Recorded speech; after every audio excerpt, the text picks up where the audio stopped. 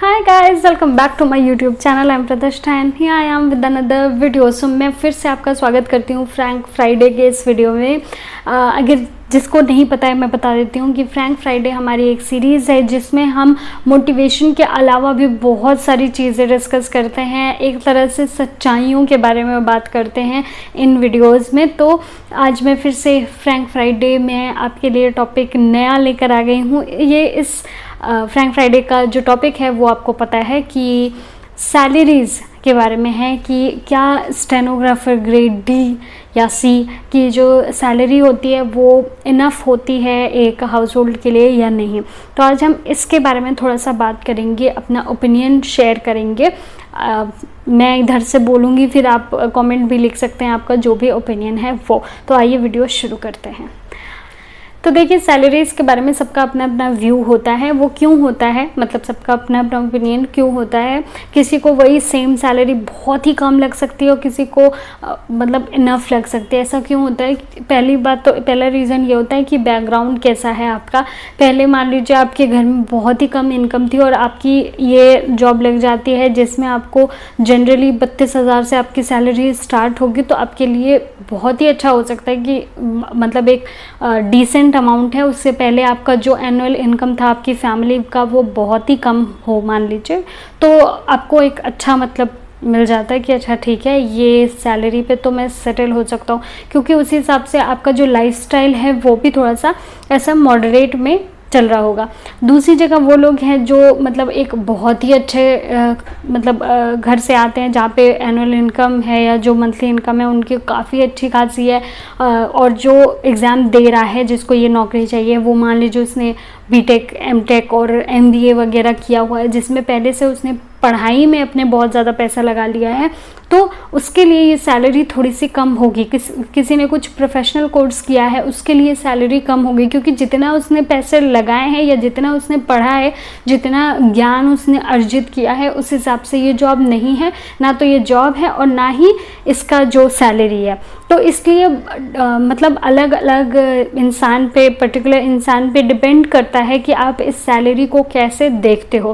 Plus दूसरा क्या factor होता है कि आपको किस एज में जॉब लगती है। अगर आपका अर्ली एकदम जब आप 18-19-20 साल के हो उस समय आपकी जॉब लग गई, तो फिर आपको जब अपनी फैमिली चलानी होगी तो आपकी जब एज जो है वो 25, 26, 27 हो जाएगी, उस समय तक आपकी थोड़ी थोड़ी सैलरी भी बढ़ जाएगी आपने, क्योंकि पहले से ये शुरू कर दिया। आपको पता है कि हर साल इंक्रीमेंट लगता है, तो इंक्रीमेंट करके आपका सैलरी बढ़ जाएगा और उतना हो जाएगा जिससे आप अपनी जो लाइफ है या आपकी जो फैमिली है उसको आगे लेकर चल सकें। तो ये भी एक बड़ा फैक्टर होता है। अगर आपका बिल्कुल लास्ट में जॉब लग रही है, 27-28 साल की उम्र पे, 29 साल की उम्र पे आपकी जॉब लग रही है और अभी से ही आपको पहले से ही फैमिली चलानी है, तो उसमें आपके लिए मे बी ये डिफ़िकल्ट हो सकता है। प्लस मैंने जैसे बताया कि लाइफस्टाइल एक फैक्टर है जो मैटर करता है। थर्ड जो चीज़ है वो आपका ये है कि किस सिटी में आपकी जॉब लगती है। आपको पता है XYZ सिटीज़ होती हैं। Z में जो है वो बहुत ही मतलब थोड़ा सा कम सैलरी मिलती है, Y में थोड़ा से ज़्यादा मिलता है और X में बहुत मतलब उससे ज़्यादा मिलता है। और उसी हिसाब से क्योंकि उस सिटी में महंगाई होती है, जैसे बैंगलोर जो है वो X सिटी है, दिल्ली X सिटी है, तो इन सब जगहों पे थोड़ा सा मतलब एक्सपेंसिव भी है चीज़ें और इसके साथ ही इसीलिए आपको थोड़ी सी सैलरी ज़्यादा मिलती है। तो ये भी डिपेंड करता है कि आप कौन सी सिटी में हैं, वहाँ पे आपका कितना खर्चा आ रहा है और उस हिसाब से कैसे आप मैनेज कर रहे हैं।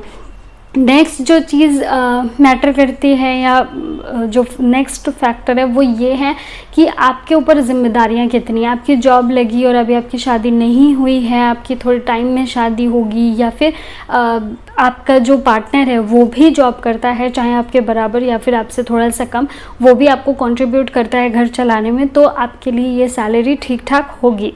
ठीक है, तो मतलब यही कि मतलब फैमिली में और कितने वर्किंग है। और नेक्स्ट तो बिल्कुल है ये फैक्टर कि फैमिली में आपके लोग कितने हैं, कि आपको 2 लोगों की फैमिली लेकर चलनी है और बाद में आपका मान लीजिए कोई बेबी होता है तो उसकी मतलब उसको रखाना है, या फिर अभी से ही आप पे बहुत ज़्यादा बर्डन है, अपने घर का बर्डन है, माँ बाप का बर्डन है और आपके भाई बहन छोटे हैं उनका भी आपको लेकर चलना है। तो इन सब बातों पे भी बहुत ही ज़्यादा ये डिपेंड करता है कि आप 32,000 34,000 या फिर मान लीजिए आपको किसी और सिटी में 36,000 मिल जाता है, किसी अच्छी सिटी में 36,000 मिल जाता है, तो ये आपके लिए इनफ होगा या नहीं होगा, वो इस बात पे भी डिपेंड करता है कि कितने लोग आपके डिपेंडेंट हैं।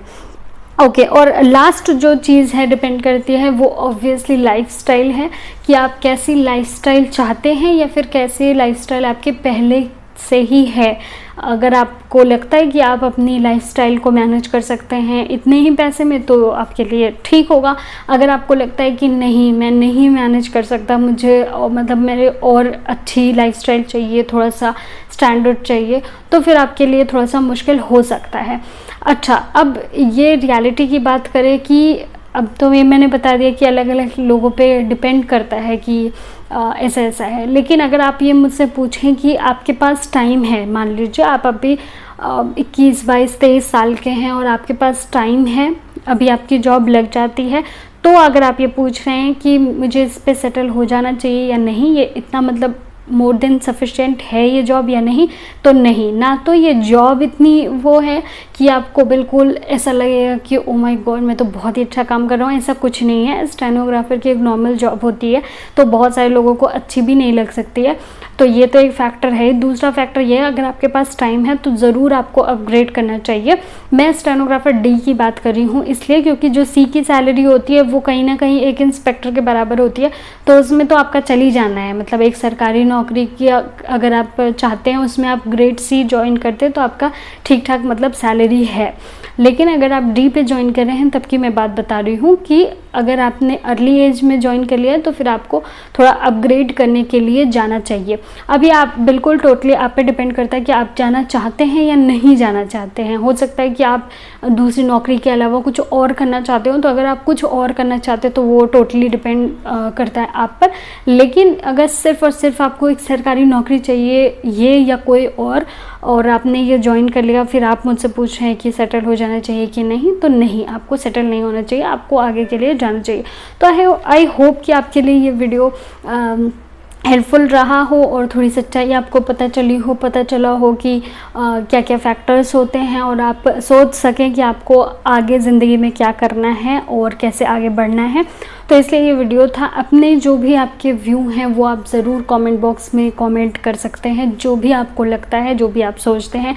और जो मैंने बताया आपको 32,000 34,000 आपके लिए सफिशेंट है या नहीं है, वो ज़रूर मुझे बताइएगा, जिससे और लोगों को और व्यू मिले, मुझे भी और व्यू मिले। तो मिलते हैं नेक्स्ट वीडियो में, तब तक के लिए नमस्कार।